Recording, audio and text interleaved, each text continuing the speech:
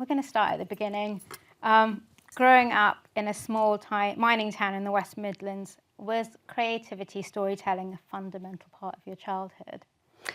Yeah, it was actually. I suppose, like a lot of immigrant families, the oral tradition was really strong. So I do have, and I've talked about this quite, my first novel, Anita Me, which is all about my childhood.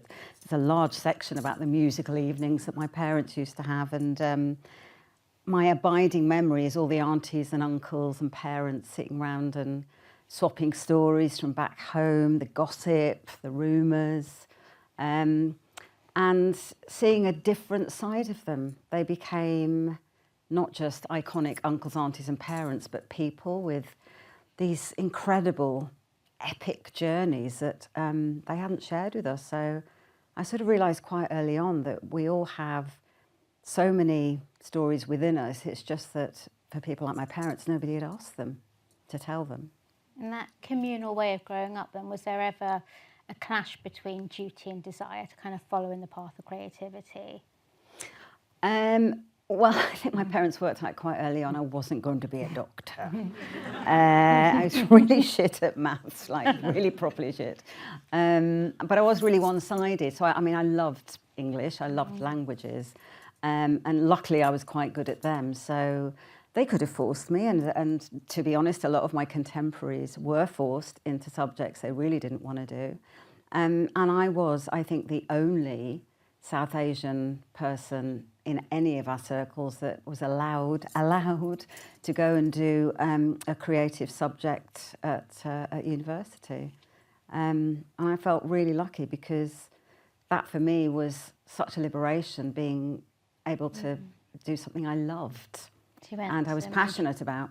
Manchester University. Manchester University, yeah. Did English and drama there. It was fantastic 4 years. Although I was very green when I started. I'd, grown up in this really little town, Walsall, about 10 miles north of Birmingham. Does anyone know it? Probably not. Woo! All right, Walsall. Nothing much happens in Walsall. It's a real cultural backwater. So I arrived at university to do drama, having seen probably maybe 3 plays in my entire life, and having been in maybe 3 plays at school, which were either Shakespeare's or operas. A very stiff school I went to, so I was really green. I don't know, that sort of motor. I don't know what it was. I think it was just, I think when you grow up and you feel invisible and you feel misunderstood, as I think a lot of us did of that generation, you have this burning desire to explain yourself all the time. When people keep going, who are you, what are you doing here, and why don't you go back? You've really got to be able to answer those questions. So I was forced, and I think a lot of us of that generation were really forced to look at our journeys because people constantly kept asking us why we were there. And that was actually a bit of a gift. It was probably painful at the time, but to be an artist, you have to ask those questions quite early on. And the not belonging thing, which again, when you're younger, you think is a curse, because what we want to do as a kid is fit in. I actually realised later was an absolute blessing, because creative people don't fit in.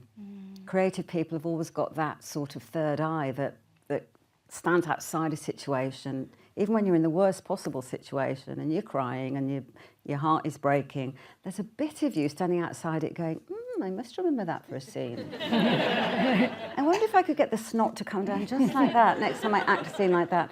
You're always trying to pull patterns from raw experience. And so not fitting in anywhere was the most creative place to be. You're always looking at the outside. You're always trying to make the connections. And I think my motto was for studying drama and storytelling is that I'm here, we're here, see us, listen to our stories, know that we're here. You don't know who we are, I'm going to tell you, because you're not going to get it from a political speech. You're only going to understand that when you feel it, when you empathise. And that's what art is for.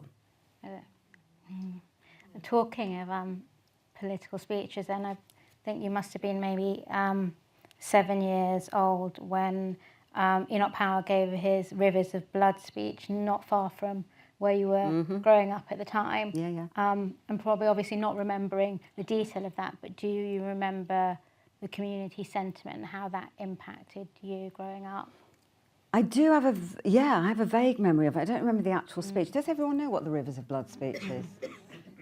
Anybody know, or can we just jump in? Okay, so yeah.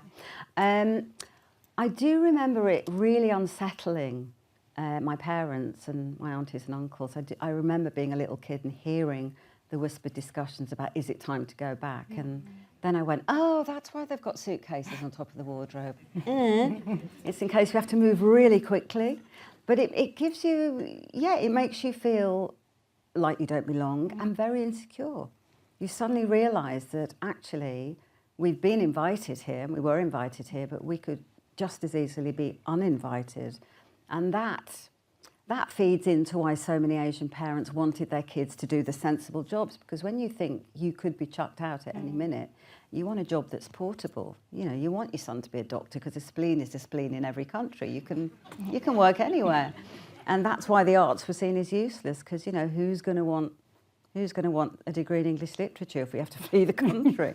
So it made me understand the thinking, I suppose. But I don't know, my father went through partition, as many of our parents did, so he'd already been through one huge upheaval. He knew what it was to lose everything and have your whole world turned upside down by the stroke of a pen by an executive in a British office.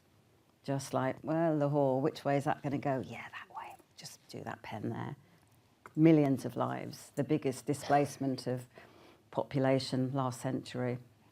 And that's how it happened. And so my 13-year-old father and his 7 brothers and sisters fled. So he knew that and he carried that. And I do think we absorb that from our parents. I think there is definitely intergenerational trauma that comes down from that. And it makes you ambitious. It makes you alert to danger. It makes you work really damn hard. And it also makes you really aware that things can be taken away from you very quickly. So I think I absorbed all of that too. The legacy of trauma can also lead to great storytelling as well. Absolutely. And I believe that kind of your parents and your father in particular kind of was a storyteller in his own way, and perhaps kind of you're fulfilling some of the untold dreams that they maybe weren't able to fill themselves. Yeah, I totally feel that. I think a lot of immigrant parents do, work hard so their kids can have a better future. They hand the baton down like that. And certainly in my parents' case, my dad was a wonderful singer. He was offered an acting contract when he was younger, which my grandfather wouldn't let him take up because my grandfather was a rabid communist and he wasn't allowed to do that kind of bourgeois shit. And he ended up being an accountant, which I know he hated. The man was an artist. But the brilliant thing is, he didn't do that thing that people do sometimes when they've been through trauma, is to get really scared and cling. He set me free. He was so compassionate of him now I think about it.